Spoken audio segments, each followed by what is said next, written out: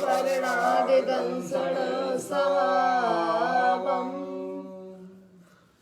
भोक्ष्यामि नियमसारम् केवली सुत केवली भणिदम् नम कर अनंत उत्कृष्ट दर्शन ज्ञानमय जिन वीर को कहूँ नियम सार सुकेवली श्रुत केवली पर कथित को।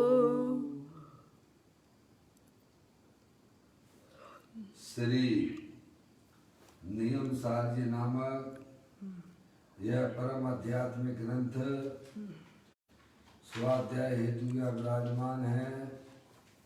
आज से 2000 वर्ष पहले इस महान पवित्र ग्रंथ की रचना आचार्य श्री कुंद देव द्वारा इसी पवित्र भूमि पर की गई और इसके टीकाकार पदम प्रमलधारी देव मुनराज है।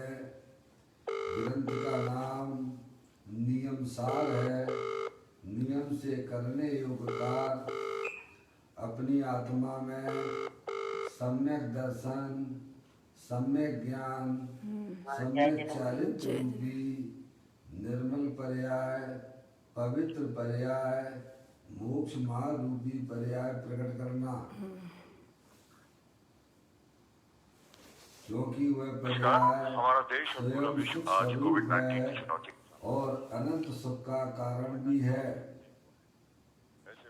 अनादि काल से हमारे आपके आत्मा में पर को अपना जानने वाली, पर को अपना मानने वाली, पर के साथ संबंध रखने वाली ऐसी मोहराग देश रूपी मलिन पर्याय, अपवित्र रूप पर्याय प्रकट है, जो स्वयं दुख स्वरूप है और अनंत दुख का कारण भी है।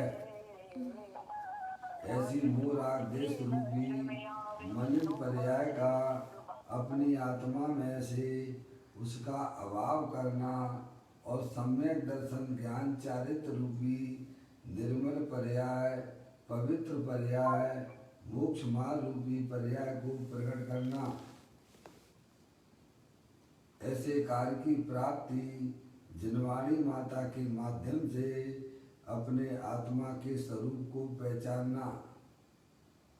अपनी जो आत्म वस्तु है वह परद्रव, प्रभाव और पर्याय से विभिन्न अखंड ज्ञान ज्योति स्वरूप है।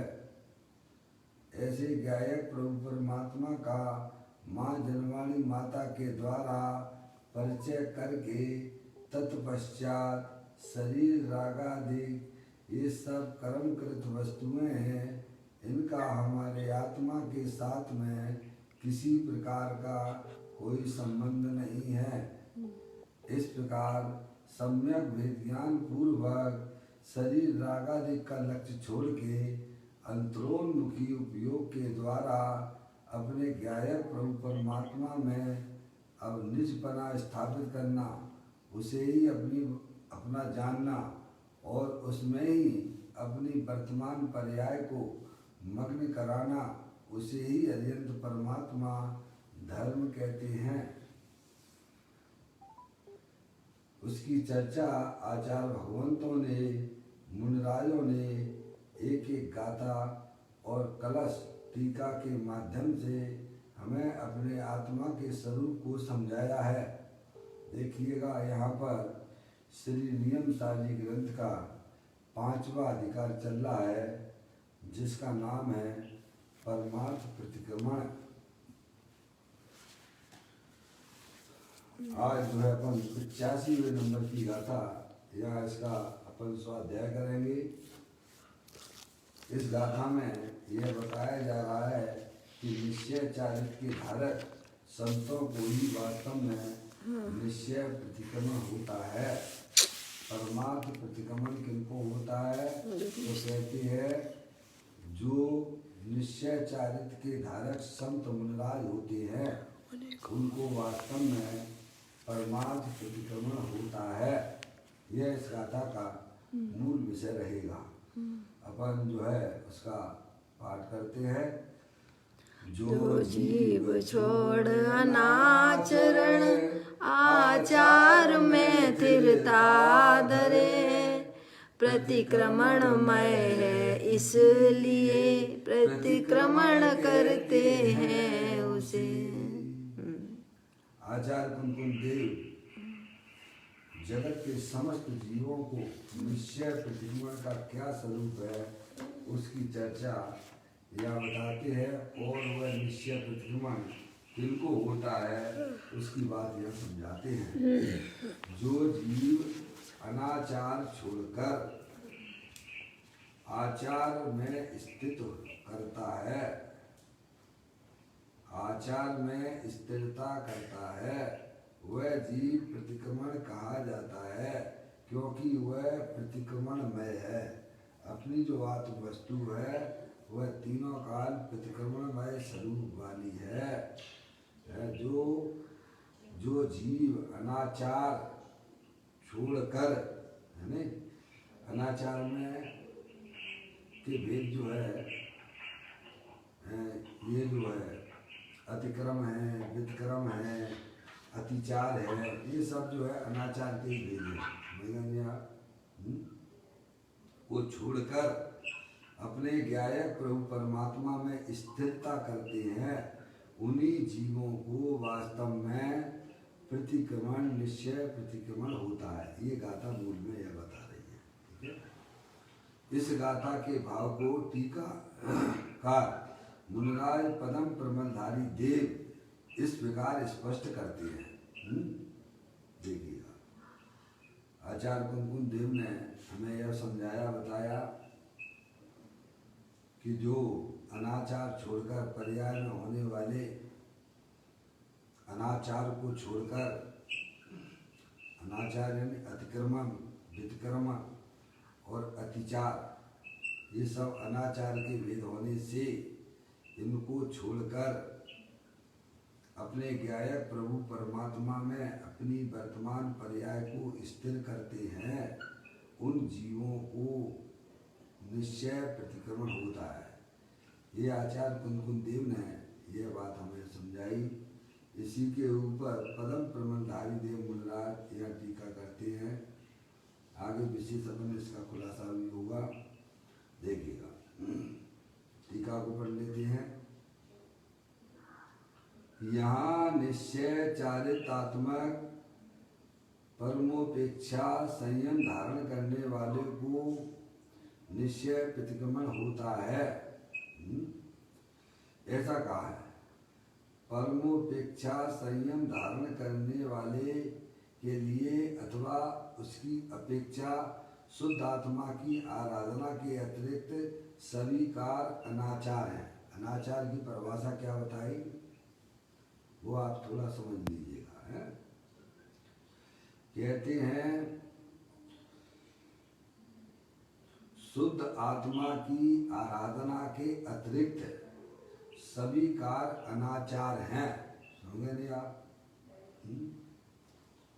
शुद्ध आत्मा की आराधना के अतिरिक्त सभी कार अनाचार हैं। देखो ऐसी चर्चा अपन ने पूर्व में पढ़ी थी। आचार्य अमृतचंद देव के 244वें नंबर के कलश के माध्यम से, है ना, आचार्य अमृतचंद देव ने अपन को समझाया था कि भाई साहब व्यर्थ के विकल्पों को छोड़ दीजिएगा। हम तो आपसे यही कहेंगे कि अपने आत्मा का अनुभव करो। समझ रहे? उसी में आत्मा का कल्याण है। ऐसा 244वें नंबर के कलश में समय साथ जी का है, उन्होंने ये बात कही थी। व्यर्थ के विकल्पों से क्या मतलब है? समझ में आया? सब ये व्यर्थ के विकल्प छोड़ दीजिए, तुम तो बस एक अपने आत्मा का अनुभव करो। समझ रहे? ऐसी बात यहाँ पर ये कही जा रही है कि जो है परिणाम में होने वाले समस्त प्रकार के अनाचार को छोड़ दीजिएगा, है ना। तुम तो केवल एक अपनी शुद्धात्मा की आराधना करो, समझे ना आप, क्योंकि आप शुद्धात्मा हो, अनादि अनंत शुद्धात्मा हो। ये शरीर रागादिक ये सब कर्मकृत वस्तुएं हैं, इनका हमारे आत्मा के साथ में किसी प्रकार का कोई संबंध नहीं है, इसीलिए व्यर्थ के विकल्प करने से कोई मतलब नहीं है।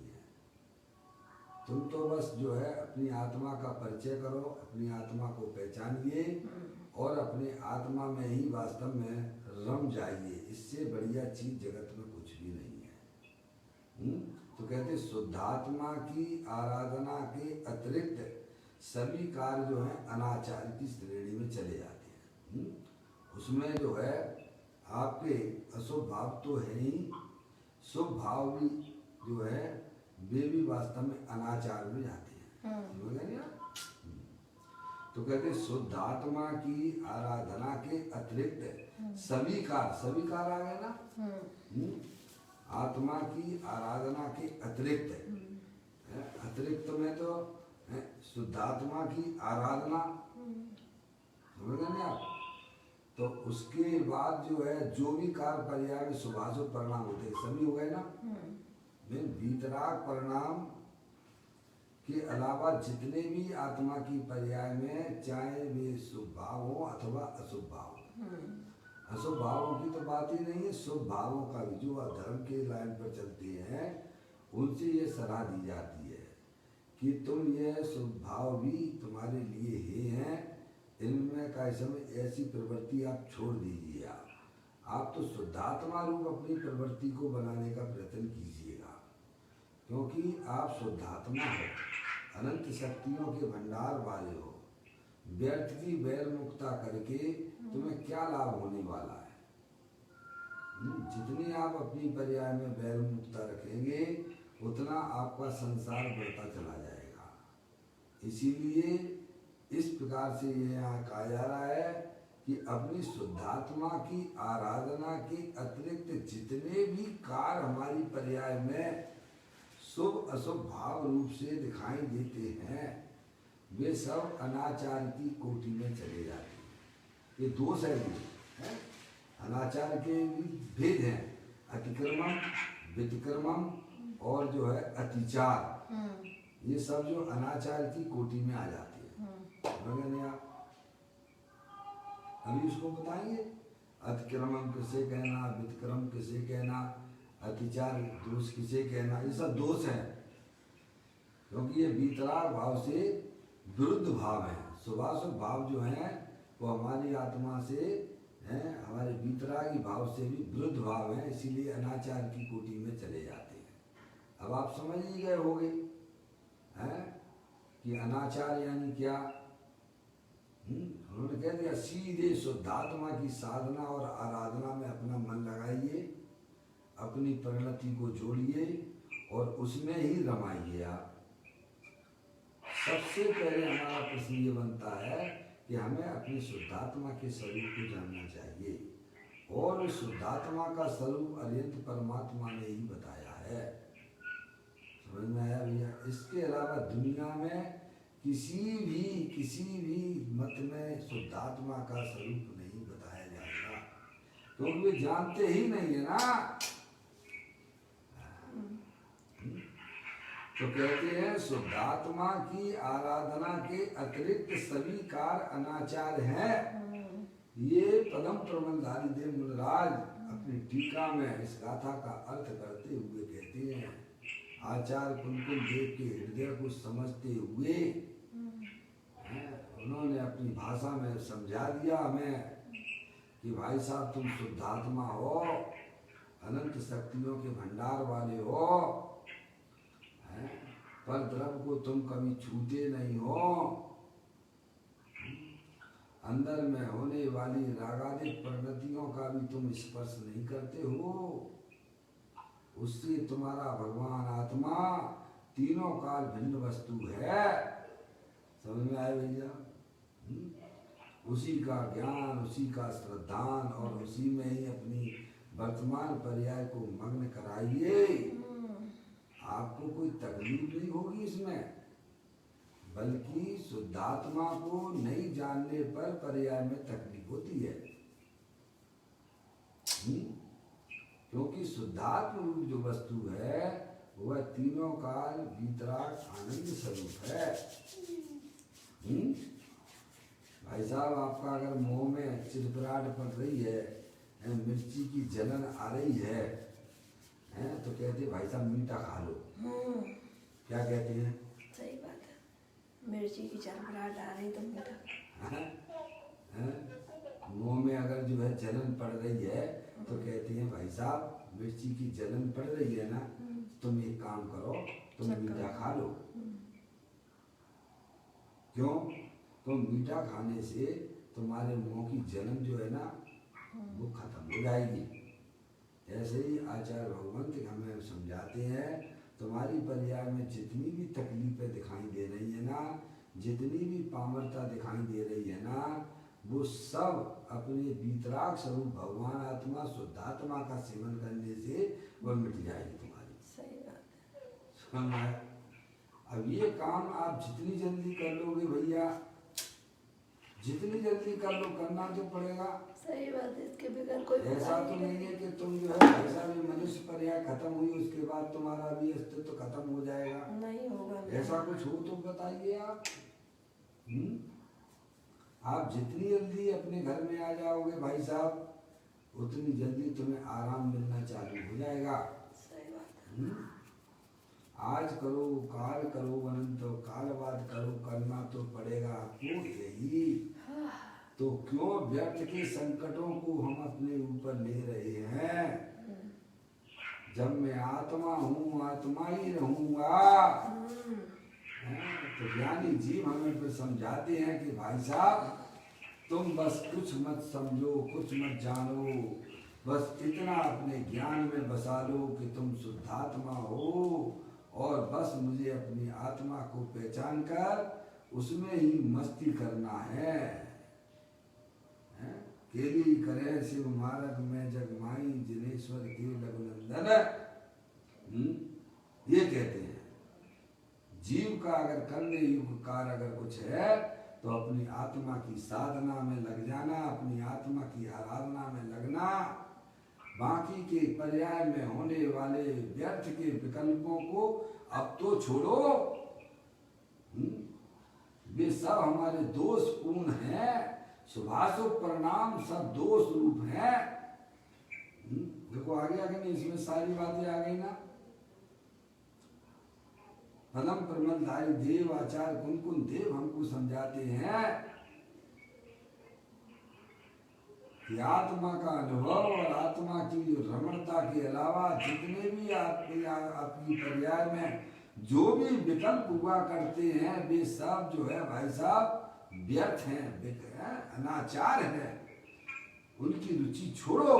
देखो एक आदमी शुद्धात्मा की आराधना के अतिरिक्त सभी कार्य अनाचार हैं। अरे भैया अनाचार की छोटी समझ में आ गई भाई साहब। अनाचार किसे कहना है? लोग जैसे जो है वो कर लेते हैं ना, अतिक्रमण करते हैं ना, अतिक्रमण। तो सरकार क्या करती है? अरे आपकी जितनी जगह है उतनी जगह में आप शांति से रहिए आप। और आप अगर अतिक्रमण करेंगे तो भाई साहब हर व्यक्ति तुम्हें ऑब्जेक्शन उठाएगा और आप हमेशा तकलीफ में बने रहेंगे। ऐसे ही हमारी आत्मा की पर्याय परिणाम अपने गायक प्रभु परमात्मा को छोड़ के बाहर जाती है तो भाई साहब आपके संकट ही संकट हैं उस पर्याय में। समझ में आया? ये हमें ज्ञानी समझाते हैं क्या है इसमें, इसे हमें धर्म क्यों नहीं लगता है, ये बात हमारी समझ में क्यों नहीं आती है। आचार्य कुलकुल देव समझा रहे हैं हमको, पदम प्रमलधारी देव मुनिराज भी हमको बारंबार समझाते हैं। अरिहंत भगवान के द्वारा बताई हुई बात है भाई, कि तुम शुद्धात्मा हो अमूर्तिक प्रदेशों का पुंज प्रसिद्ध ज्ञानादि गुणों के धारी अनादि निधन वस्तु हो भाई। इसलिए अपनी मर्यादा में रहना। जो जीव अपनी मर्यादा में रहते हैं बस समझना चाहिए कि वे हमेशा सुखी रहते हैं। मर्यादा का उल्लंघन, जो अपनी मर्यादा का उल्लंघन करते हैं वे जीव वर्तमान में भी दुख रूप परिणमन करते हैं और इन फ्यूचर भी उनका उसी प्रकार का है, दुखमय है। समझ में आ गई भैया? तो यहाँ कहते हैं शुद्धात्मा की आराधना के अतिरिक्त सभी कार्य अनाचार हैं। हमारी आत्मा की पर्याय फल के तरफ जाए ये अनाचार है। अरे बात समझ में भाई साहब? अरे गेहूं का दाना जब एक्सेल चक्की के एक्सेल के पास में रहता है तो पूरी तरह से सुरक्षित रहता है और इधर उधर जाता है तो चकनाचूर हो जाता है। ऐसे ही हमारी वर्तमान पर्याय अपने गायक प्रभु परमात्मा को छोड़कर भाई साहब इधर उधर जाती है तो दुख रूप परिणाम होता है उसमें। अब ये गंदी आदतें तो छोड़ना पड़ेगी भाई, छोड़ना तो पड़ेगी, नहीं तो निगोद हमारे तुम्हारे सबके सामने खड़ा हुआ है। भगवान कुछ भी नहीं कर सकते हैं। भगवान तो हमें मार्ग बताते हैं, आचार्य परमेष्ठी भी हमें मार्ग बताते हैं, मुनिराज भी हमें उस मार्ग को बताते हैं। समझ में आ गया? कहते हैं शुद्धात्मा की आराधना के अतिरिक्त सभी कार्य अनाचार हैं। क्या भैया? स्वर्ण अक्षरों से लिखी जाने वाली लाइन है ये। जीव का अगर कोई कर्तव्य है तो वह अपनी पर्याय अपने त्रिकालिक ध्रुव भगवान आत्मा की साथ में रहे, बस ये कह रहे हैं। पर्याय के बिना कोई द्रव्य नहीं होता है, द्रव्य पर्याय के बिना नहीं होता है। यह बात तो 100% सत्य है ना? तो फिर पर्याय का कर्तव्य क्या रहा? अरे भाई लौकिक में भी पत्नी की वह उस महिला की क्या सुरक्षा है कि वह अपने पति के साथ में रहेगी तो भाई साहब सुरक्षित महसूस करेगी, सुरक्षित रहेगी। और भैया इधर उधर जाएगी तो क्या होगा? असुरक्षित है। ऐसे ही हमारी पर्याय की सुरक्षा क्या है? अपने गायक प्रभु परमात्मा शुद्धात्मा के साथ में रहे।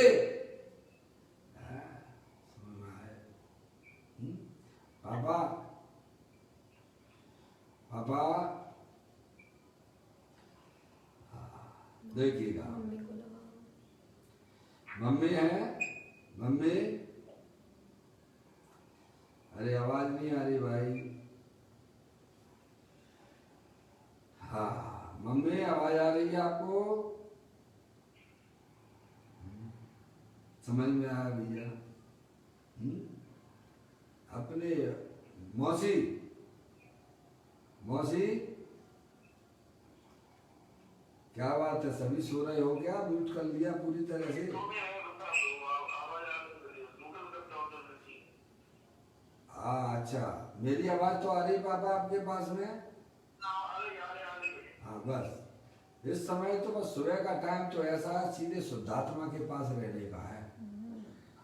तो उसके बाद तो हमारे पता नहीं कौन कौन से विकल्प कहाँ कहाँ चले जाते हैं भैया। द्रव्य और पर्याय की बात पापा समझ में आती है?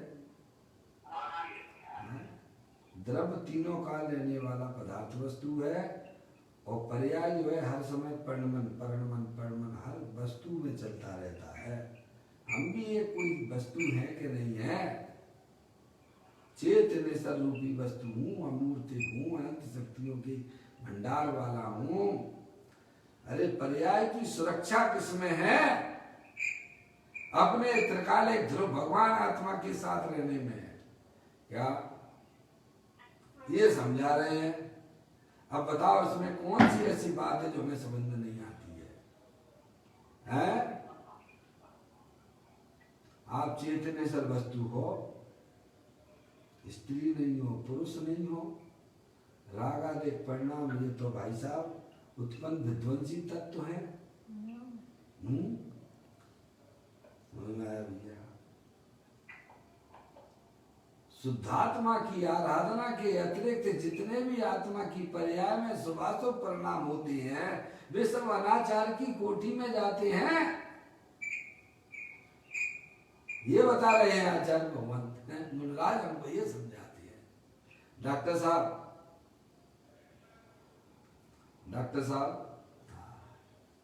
ये पुरुषार्थ हमें क्यों नहीं दिखता है? यही तो अरिहंत परमात्मा हमको समझाना चाहते हैं। तुम मेरी तरफ भी ना देखो। अरे देखने योग्य अगर कोई जगत में है तो तेरा भगवान आत्मा है। देखने वाले को देखो, जानने वाले को जानो, इसी में ही आत्मा की सुरक्षा है। सही बात है। वो देखने योग्य पर्याय में आनंद की प्राप्ति होती है, निराकुलता की प्राप्ति होती है। कितना भी बार में संयोग इकट्ठा कर लो, अरे उनके लक्ष्य से तो हमारी आत्मा में दुख की पर्याय उत्पन्न होती है भाई। और अपने शुद्धात्मा के अवलंबन से अतीन्द्रिय आनंद की प्राप्ति होती है। व्यर्थ में संयोगों के पीछे भागना यानी अपने आत्मा के लिए फांसी लगा लेना है। समझ में आया? ये फांसी हमें दिखती है क्या?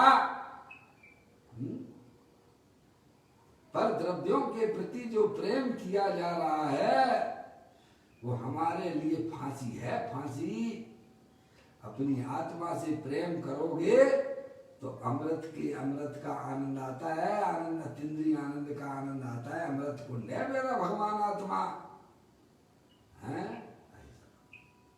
ये कहा है, ये समझा रहे भाई। कहते हैं शुद्धात्मा की आराधना के अतिरिक्त सभी कार्य अनाचार है। मौसी आप हमसे पूछते हो कि कहाँ लिखा है? ये लिखा है, यहाँ लिखा है। पर्याय की सुरक्षा, परिणाम की सुरक्षा अपने गायक प्रभु परमात्मा के साथ में रहने की है। तभी आप पूरी तरह से सुरक्षित हो जाओगे। मौसी मालूम है आप लोग मूड हो जाता है तो फिर बड़ा दिक्कत आती है। मैं तो कह रहा हूँ कि आप तो फेसबुक पे आ जाएंगे आप, हैं? समझ में आया भैया? फिर कोई डिस्टर्बेंस नहीं है। कहते हैं शुद्धात्मा की आराधना के अतिरिक्त सभी कार्य अनाचार है। देखो इस प्रकार के सभी अनाचार छोड़कर, देखो आ गया ना, इस प्रकार के सभी अनाचार छोड़कर सहज चिद विलास लक्षण निरंजन निज परमात्म तत्व की भावना स्वरूप आचरण में जो परम तपोधन सहज वैराग भावना रूप से परिणमित होता हुआ स्थिर भाव को धारण करता है। ये नया काम होता है पर्याय में। क्या कहते हैं कि इस प्रकार के सभी अनाचार छोड़कर, ये अनाचार कहाँ होते हैं भाई साहब? परिणामों में हो रहे हैं। समझ गए? शुभाशुभ परिणाम जो है वे सब अनाचार की कोटि में आते हैं। एक वीतराग भाव परिणाम वही वास्तव में आत्मा का कर्तव्य है। समझ गए आप? वह अतिक्रम वितिक्रम अतिचार रहित जो परिणाम है वह परिणाम वीतराग भाव रूप होता है। इस प्रकार के सभी अनाचार छोड़कर, सभी आगे ने सभी का भी आगे थोड़ा खोलेंगे, अभी मैं आपको बता, सभी अनाचार छोड़कर सहज चिद विलास है। कौन सा सहज का मतलब ये है कि किसी ने उसे आत्मा को बनाया नहीं है। चैतन्य स्वरूपी भगवान आत्मा है। सहज चिदविलास लक्षण, चिदविलास यानी आनंद में कीड़ा करने वाला मेरा भगवान आत्मा। विलास बोलते हैं ना लोग जो है वो विलास पंच इंद्रिय के विषयों में विलास करते हैं। समझ गए ना आप? वो तो संसार का कारण है। अपने आत्मा के साथ में विलास करना, स्वरूप विलास। क्या? अपने आत्म स्वरूप में विलास करना है। स्वरूप विलास यानी अपने अपना चैतन्य स्वरूपी चैतन्य विलास। विलास यानी क्रीड़ा करना है। छोटे में अपन थे, खेलने में कितना आनंद आता था, पढ़ाई वढ़ाई भी छोड़ देते थे पापा। कभी जो है पेड़ पे चढ़ के उड़क डंडा, गिल्ली डंडा, कैसा लगता था। और घर आते थे तो लोग डांटते थे। क्या करते थे? कहाँ गए थे? समझ में आया? डांट पड़ती थी, पर खेलते समय तो अच्छा लगता था ना। हैं पप्पू भैया, पप्पू भैया, है समझ में आया? कीड़ा करना, ओ किसके साथ में? अब तो समझदार हो गए हो, अब कोई बच्चे ही बने रहोगे क्या? पंच इंद्रिय के विषयों में अनादिकाल से खेल रहे हो, क्या मिल रहा है? दुख के अलावा कुछ है ही नहीं। अनादिकाल से हमारी पर्याय, हमारा परिणाम पंच इंद्रिय के विषयों में अनादिकाल से खेल रहा है, उसमें दुख के अलावा क्या मिला है? एक बार ये खेल खेलो ना भाई, चिद विलास, अपने चैतन्य स्वरूपी आत्मा के साथ क्रीड़ा करना, उसको बोलते हैं चिद विलास, स्वरूप विलास। कहते हैं सभी अनाचार छोड़कर, है भाई साहब, सहज चिद विलास लक्षण निरंजन निज परमात्म तत्व किया। समझ गए आप? जिसमें राग देश का, मोह राग देश का अंजन नहीं है, निरंजन स्वरूप भगवान आत्मा, शुद्ध वीतराग स्वरूप का निरंजन निज परमात्म तत्व की भावना स्वरूप आचरण में जो परम तपोधन सहज वैराग भावना रूप से परिणत होता हुआ, आगे ना, यानी पर्याय का स्वरूप कैसा हो जाता है कि अपने त्रिकालिक ध्रुव भगवान आत्मा के, है भाई साहब, उस रूप परिणत हो जाता है। उसमें द्रव और पर्याय के भेद खत्म हो जाते, दिखाई नहीं देती है। ऐसा हो जाता है, एक हो जाता है। समझ में आया?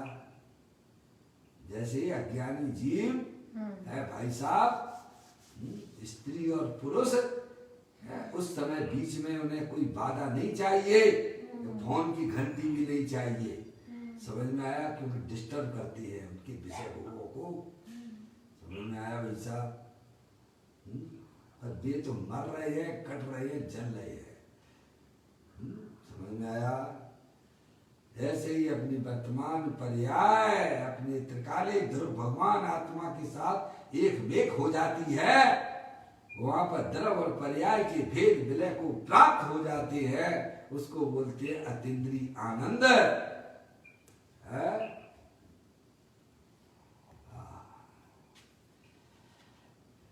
कहते हैं सभी अनाचार छोड़कर, सब छोड़ने की बात की है ना, उसमें आपकी स्वभाव आ गई कि नहीं आई है? सब आ गए। बोलो भगवान की पूजा भक्ति आई कि नहीं आई है? 28 मूल गुण पालने का परिणाम जो स्वभाव आया कि नहीं आया है? उसको लेके चलोगे ना भाई साहब, तो तुम्हें अपनी आत्मा का आनंद नहीं आएगा। उसको तो छोड़ने की बात कर रहे हैं ना, है? अशुभ भावों की तो क्या बात करें, यहाँ तो कहती है कि शुभ भाव वाले विकल्प भी, उनको भी छोड़कर, है भाई साहब, सभी अनाचार छोड़कर सहज चिद विलास लक्षण, सहज चिद विलास, अपनी आत्मा आनंद का भंडार, अतीन्द्रिय आनंद में विलास करने वाला, ऐसा अपना चेतनेश्वर भगवान आत्मा है, अंजन से रहित निरंजन स्वरूप है। सहज चिद्विलास लक्षण, लक्षण बताया उसका कैसा है भगवान आत्मा, सहज चिद्विलास स्वरूप है? ज्ञान ज्ञान में ही खेलता कर रहता है, हमें खबर नहीं है, हमारी दृष्टि वहां नहीं है। समझ में आए? 24 घंटा तो आप जानने वाले ही तो रहते हो भाई साहब, करता धरता तो आप अज्ञानता से हो रहे हो, आप मानते नहीं हो अपने आप को सहज चिद्विलास स्वरूप हो आप। ऐसा जो जीव स्वीकार करते हैं उनकी पर्याय में भी भाई साहब निराकुलता की उत्पत्ति होती है, क्योंकि आत्मा स्वयं निराकुलता स्वरूप वाला है। कहते हैं सहज चिद्विलास लक्षण निरंजन निज परमात्मा की भावना स्वरूप। ये भावना है, ये भावना जो है ये कोई आश्रम रूपी भावना नहीं है। भावना का मतलब होता है परिणमन करना। आत्म भावना भावता जीव लय केवल ज्ञान को, तो वो आत्म भावना भावता जीव लय केवल ज्ञान को, तो वो ऊपर की आश्रम रूपी भावना है, वो केवल ज्ञान को प्राप्त करता है कि द्रव और पर्याय रूप एक में होता हुआ जीव केवल ज्ञान को प्राप्त करता है, उसका नाम भावना है। क्या भैया हमारे तो बड़े अच्छे भाव हो रहे हैं। क्या भाव हो रहे हैं भाई साहब? हम अपनी आत्मा की भावना भाएंगे, वह तो आश्रित तत्व है, यहाँ तो उस रूप परिणमित होता हुआ पर्याय और द्रव एक में होती हुई परिणमन करती है, वह केवल ज्ञान को प्राप्त कर लेती है। उसमें बारी जो है भाई साहब, बारी तरफ से पूरा लॉकडाउन हो चुका है पर्याय का। उस पर्याय में पर द्रव पर भाव और पर्याय का भी लक्ष्य छूट चुका है। एक में होता हुआ द्रव पर्याय द्रव एक में होती हुई परिणमित होती हुई, उसका नाम भावना है। देखो कहते हैं सभी अनाचार छोड़कर सहज चिद्विलास लक्षण निज निरंजन निज यानी अपनी आत्मा, अपनी बात है। किसकी बात है? मेरी बात। या भगवान की बात नहीं है, भगवान का तो काम हो गया, अब भगवान को इससे कोई लेना देना नहीं है। समझ में आ गई भाई साहब? अपनी बात कर रहे हैं। निज परमात्म तत्व की अंदर में परमात्म तत्व है ना, आत्मा परमात्मा स्वरूप वाला है ना, है? ऐसा देखो आचार्य कुंद देव कह रहे हैं, पदम प्रमदाई देव मुनराज हमें समझा रहे हैं कि तुम आत्मा हो, परमात्मा स्वरूप वाले हो। लोगों को लग रहा है तुम परमात्मा हो, तुम परमात्मा हो, तुम परमात्मा हो, हैं अभी से परमात्मा है नहीं। भगवान से पूछो ना, पंच परमेष्ठी कह रहे ना, तुम्हारा आत्मा परमात्मा स्वरूप है? उसकी तुम साधना करो, तुम उसकी आराधना करो, तो पर्याय में भी परमात्मा हो जाओगे। कहाँ दिक्कत है इसमें? अगर परमात्मा स्वरूप वस्तु ना होती तो पर्याय में परमात्मा दशा अध्ययन तो सिद्ध परमात्मा आते कहाँ से, बताइए आप मुझे।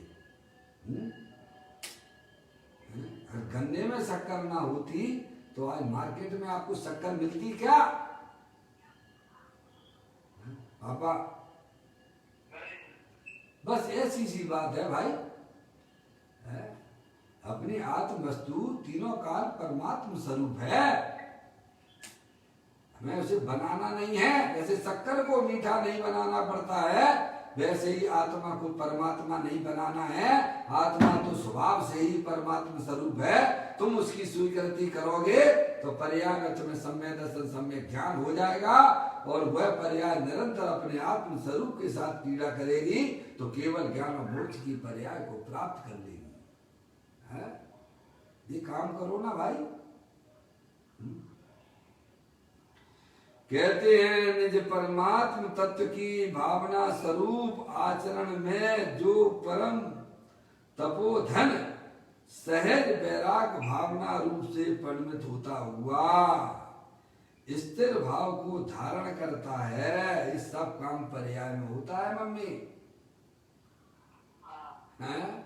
ये सब काम जो है पर्याय की हैं। जे पर्याय का कर्तव्य है कि अपने त्रिकालिक ध्रुव भगवान आत्मा को ज्ञान का घी बनाए, श्रद्धा का श्रद्धेय बनाए और उसी में रमणता करे। ये पर्याय का कर्तव्य है। 42वें नंबर की शक्ति में हमें यही समझाया था।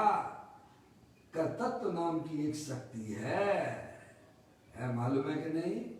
निर्मल दशाओं को करे ये आत्मा का धर्म है, ये आत्मा का कर्म है। 47 शक्तियों में एक कर्तत्व नाम की शक्ति है। हमें क्या कर्तव्य लगता है पापा? ईमानदारी से सोचो बचाओ। 24 घंटा हमारी ज्ञान की पर्याय में क्या चलता है? हमें क्या कर्तव्य दिखाई देता है अपना? ये भाई साहब, ये अपने बच्चे हैं, हैं? बहुत से मूर्ख तो ऐसे होते हैं जिनके बच्चे भी नहीं होते तो बच्चा और ले लेते और आपस ले लेते हैं वो। क्या समझ में आया? समझ में नहीं आया? जबरदस्ती का ऐसा में जो है मोल ले लेते आफत। अरे भाई तुम एकाकी एकत्व लिए सभी यादे तन धन को साथी समझाता पर ये भी छोड़ चले जाते हैं। भाई साहब, संयोगों को इकट्ठा करना है भाई साहब, घर गृहस्थियों की चिंता करना ये आत्मा का काम नहीं है। समझ में आया? आत्मा का कर्तव्य ये है कि अपने त्रिकालिक ध्रुव भगवान आत्मा के साथ केली करे है भाई साहब। निर्मल दशाओं को करे ये आत्मा का कर्म है, ये आत्मा का धर्म है भाई साहब। निर्मल पर्याय, ओहो रत्नात्रय रूपी पर्याय को प्रकट करना ये मेरा कर्तव्य है, ये पर्याय का कर्तव्य है भाई साहब। कहते हैं सहज चिद विलास लक्षण निरंजन निज परमात्म तत्व की भावना स्वरूप आचरण में जो परम तपोधन सहज वैराग भावना रूप से परिणमित होता हुआ स्थिर भाव को धारण करता है, ये आई है। समझ गए आप? वह परम तपोधनी प्रतिक्रमण स्वरूप कहा जाता है। ये है अपना धन। दुनिया वालों को खबर नहीं है, अपनी आत्मा में निर्मल दशाएं प्रकट करना ये आत्मा का धन है, ये धन है। और ये कमाई आपकी कोई छीनने वाला नहीं है, और ये कमाई आप अगले भाव में भी ले जा सकते हो। जिसके पीछे भागते हो वो तो तुम्हें वर्तमान में भी नहीं मिलती है और अगले भाव भी नहीं ले जाओगे। अगले भाव जो उसका लक्ष्य करके तुम्हें पाप कर्म बांधे हैं वे तुम्हारे साथ में जाएंगे। और जो संस्कार हमने अपनी आत्मा में संयोगों के पीछे घूम घूम कर डाले हैं वे राग द्वेष के परिणाम लेके जाओगे। समझ में आया? और अपने आत्मा की आराधना और साधना में जो आप परिणाम लगाओगे वो आप अपने साथ में ले जाओगे, वह आपका वास्तविक धन है। इसीलिए उसे धन शब्द आगे लगाया है, क्योंकि मनुष्य को धन बड़ा प्रिय हुआ करता है। वह 11वां प्राण, वो 11वां प्राण है मनुष्यों के लिए। धन के लिए तो वह सब छोड़ने के लिए तैयार है। स्त्री को छोड़ दे, बच्चों को छोड़ दे, सबको छोड़ने के लिए तैयार है। अरे चमड़ी चली जाए पर धमड़ी ना जावे, है भाई साहब, है? इसीलिए है, इसीलिए परम तपोधन कहा गया है। क्या समझ गए आप? ये धन आपसे कोई नहीं छीन सकता है, किसी की ताकत नहीं है कि आपका जो अंदर में पर्याय, जो आपने वीतराग पर्याय प्रकट की है, जो आनंद की दशा प्रकट की है, उसे दुनिया में किसी की ताकत नहीं है कि वह आपसे छीन सके।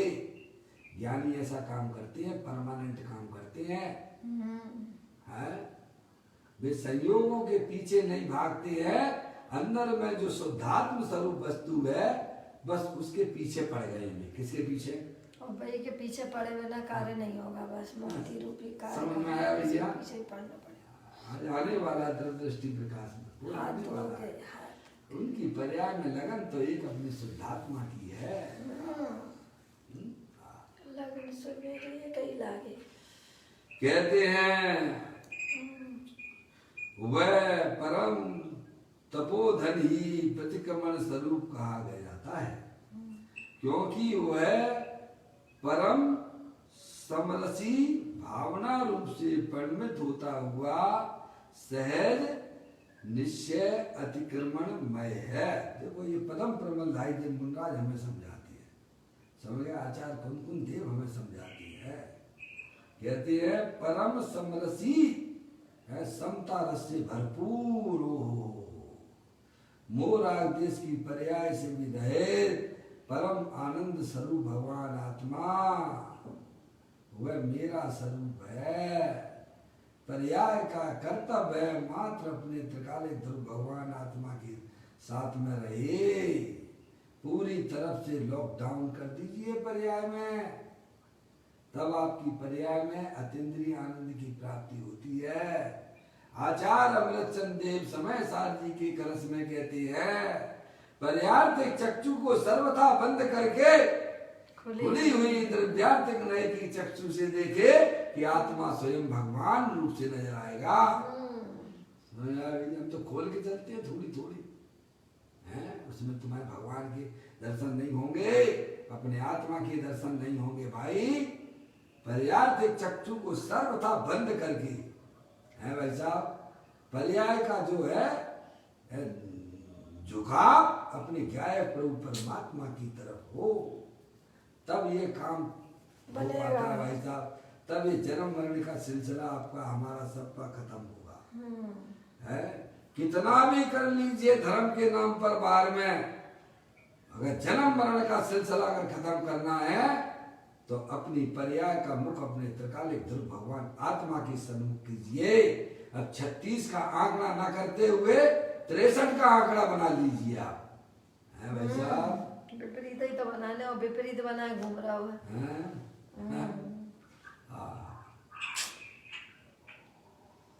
परम समरसी भावना रूप से परिणित होता हुआ है, समता रूपी आनंद कभी चखा नहीं है, अपने पास में ही था, आप खुद ही हो भाई। कहते हैं परम समरसी भावना रूप से परिणित होता हुआ सहज निश्चय प्रतिक्रमण में है, ये है अपना त्रिकालिक ध्रुव भगवान आत्मा। अब देखिएगा इसी अब दो मुनिराजों को आपने सुना, आचार्य कुंकुन देव को भी सुना और उसके टीकाकार परम प्रबलधाई देव मुनिराज को सुना। अब लोग जो है कहते हैं भाई साहब गुरुदेव श्री ये कहाँ से धर्म लेके आए। अब गुरुदेव श्री को भी समझ लीजिएगा, है एक भाई मेरे को बहुत गुरुदेव श्री के कांजी स्वामी ने ये किया, वो लिखा, ये लिखा, वो लिखा है। मैंने पूछा भाई साहब तुमने उनके ग्रंथ कभी पढ़े हैं क्या? नहीं पढ़े नहीं है। तो तुम्हारी स्थिति ऐसी हो रही है जैसे कौआ कान ले गया है ना, और तुम जो है हमारा कौआ कान ले गया, कौआ कान तू देख तो ले कि तेरा कान कौआ ले गया है कि नहीं ले गया है। ऐसे गुरुदेव के बारे में पता नहीं लोगों की कैसी कैसी थिंकिंग, गंदी थिंकिंग है। देखो मैं आपके सामने पढ़ रहा हूँ, दो मुनिराजों को पढ़ा, अब उसके बाद गुरुदेव श्री का वक्तव्य देख लीजिएगा, देखिएगा। आध्यात्मिक सत्पुरुष श्री कांजी स्वामी इस गाथा के भाव को इस प्रकार स्पष्ट करते हैं। देखो अशुभ भाव से बचने को शुभ भाव आवे, देखो ये है क्रम है इसका, देखिएगा। अंदर में आत्मा की पर्याय में जो हिंसा के, झूठ के, चोरी के, कुशील के परिग्रह जो परिणाम होते हैं वे सब अशुभ भाव कहलाते हैं, वे पाप परिणाम हैं।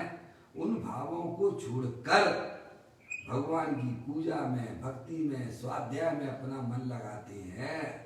ये लिखा गुरुदेव श्री ने, देख रहे हो आप हैं? लोग कितने का ऐसा उनके बारे में पता नहीं क्या क्या बोल देते हैं। देखो, अशुभ भाव से बचने को है, देखना आप, शुभ भाव आवे आता है। ज्ञानी जब इस अपने शुद्धात्मा की साधना और आराधना की तरफ चलता है, तब वो उसकी पर्याय में अशुभ भाव को तो छोड़ ही देता है वो, और शुभ भाव में आता है। बराबर क्रम देखिएगा आप।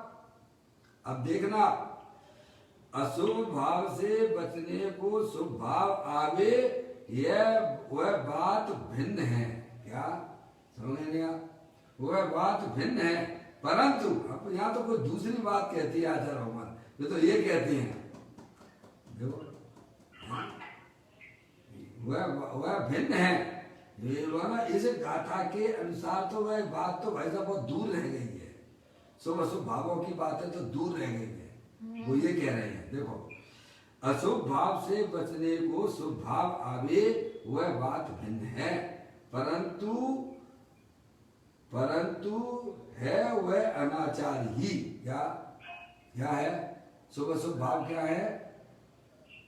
भले ही ज्ञानी जीवों की पर्याय में अशुभ भाव से बचने के लिए शुभ भाव आते हैं, लेकिन भाई साहब ये है तो सब अनाचार है ना, वो अतिक्रमण है ना, वितिक्रम है ना,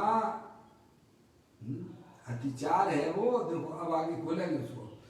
शुद्ध स्वभाव में रमणता करना, यह एक ही, देखो यही तो कहा है आचार्य कुलकुंद देव ने, पदम प्रबंधाई देव मुन्नाज, यही तो हमें समझा रहे हैं ना कि शुद्ध स्वभाव में रमणता करना, यह एक ही आचार है। क्या ये है आचार? आचार्य कुलकुंद देव ने कहा ना आचार कहा ना, अपने गायक प्रभु परमात्मा में चरण करना, इसका नाम आचार है। आचरण करना, लीन रहना, इसको आचार कहते हैं। आचार भगवंत है। अब देखिएगा अतिक्रमण, अब उसकी व्याख्या कर देते हैं या खोल देते हैं। अतिक्रम किसे कहना, व्यतिक्रम किसे कहना, अतिचार किसे कहना है, वो अब दोषों के दोष को किस प्रकार से उन्होंने डिफाइन किया। अतिक्रम का मतलब होता है आत्मा से दूर बसना।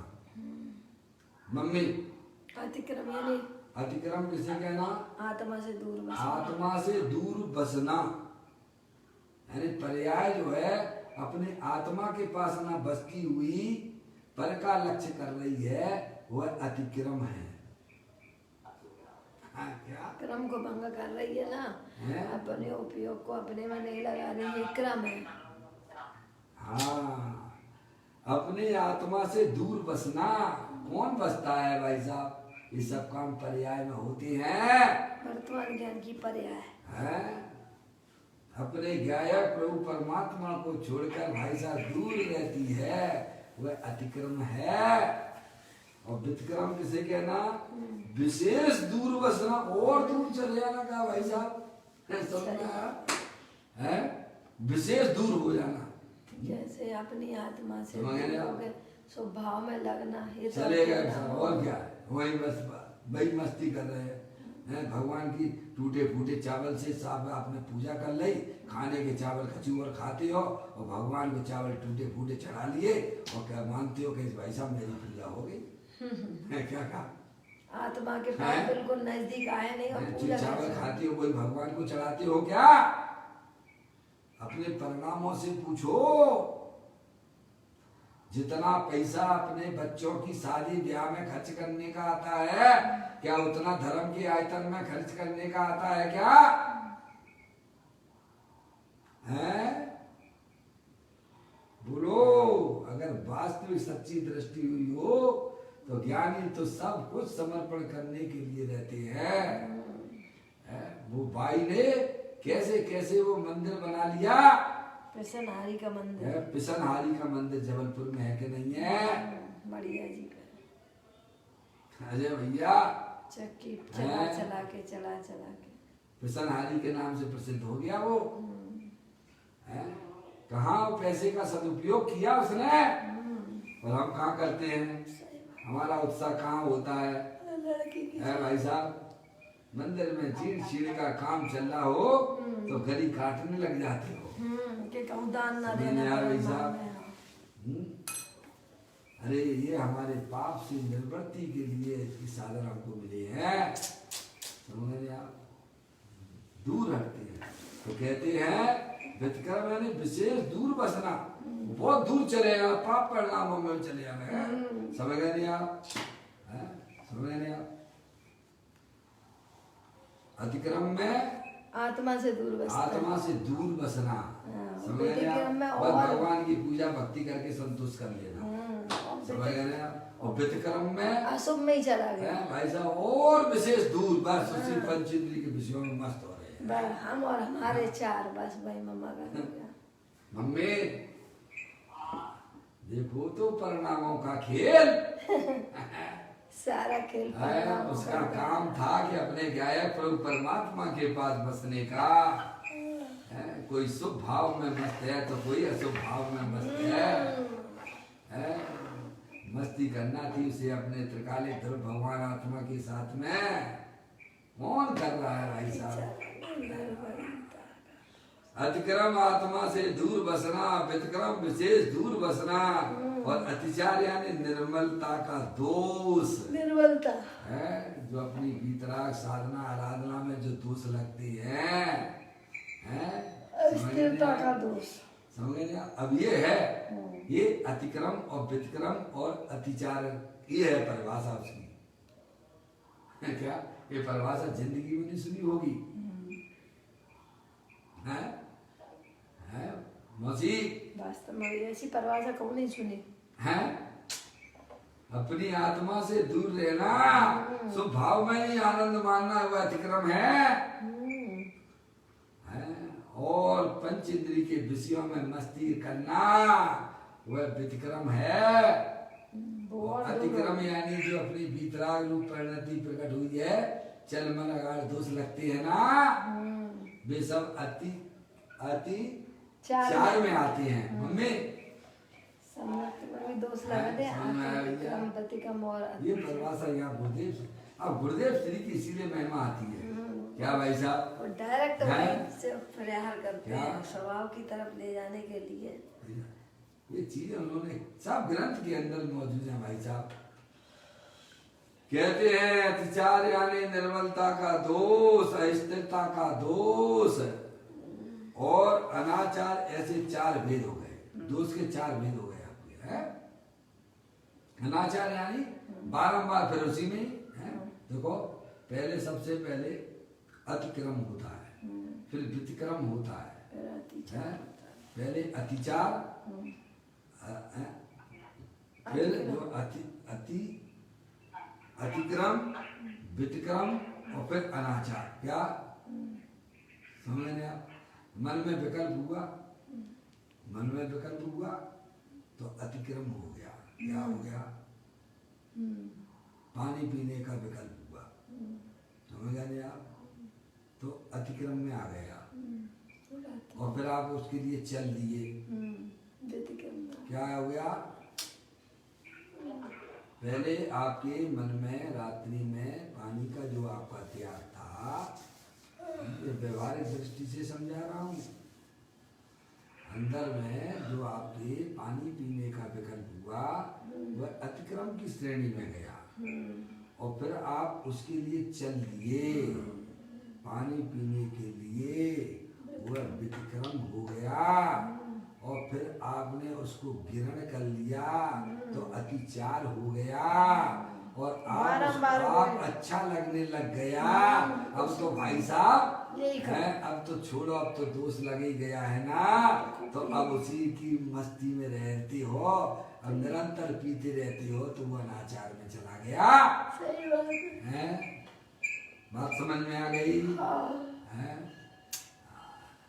ऐसे ही ज्ञानी हमें समझाते हैं कि अपनी आत्मा से दूर रहना वह अतिक्रम है, और बहुत दूर चले जाना भाई साहब वो व्यतिक्रम है, और भाई साहब उसमें दोष लगना वह अतिचार है, और उसी की मस्त रहना है भाई साहब, तो वह अनाचार की कोटि में। सब दोष के वेद हैं, अतिक्रम विक्रम अतिचार और अनाचार, 4 दोष आते हैं आगम में। ऐसे 4 वेद हैं, वे सब अनाचार के वेद हैं। मुनि की स्वभाव में ना ठहरने सकने, मुनि की स्वभाव में ना ठहर सकने वाली निर्मलता भी अनाचार में जाती है। मुनराज हैं, अपने आत्म स्वभाव में स्थिर नहीं हो पा रहे हैं, वह भी सब किस में आता है? अनाचार में जाता है। आगे समझो भैया। 6ठे 7वें गुलिस्तान में झूला झूलते हैं, वो भी अनाचार में जाते हैं। बोलो कौन समझे इसी सूक्ष्म बातों को? है द्रव पर्याय का खेल कितना गजब का है। दोष लगता है। द्रव गुण पर्याय के जाने बिना तो भाई साहब कोरा कोरा जीवन है, हृदय हमारा कोरा है, खाली रहता है। समझ में नहीं आप?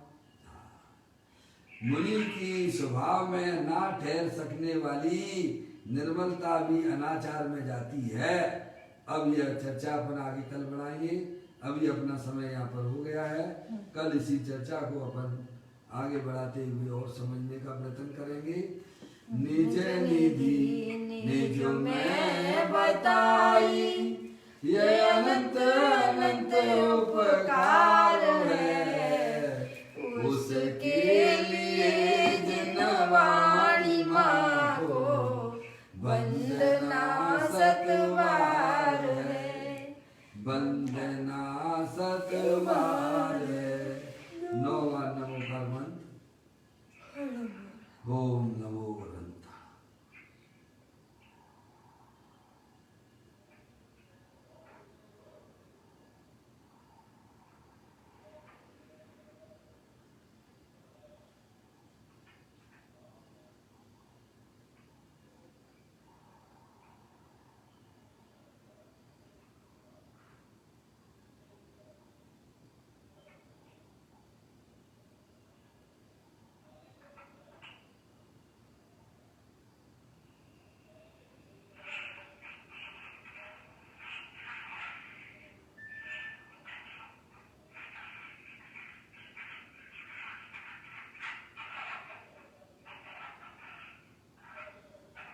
गुरुद्वार जन्मणी माता की जय, महाजन धर्म की जय।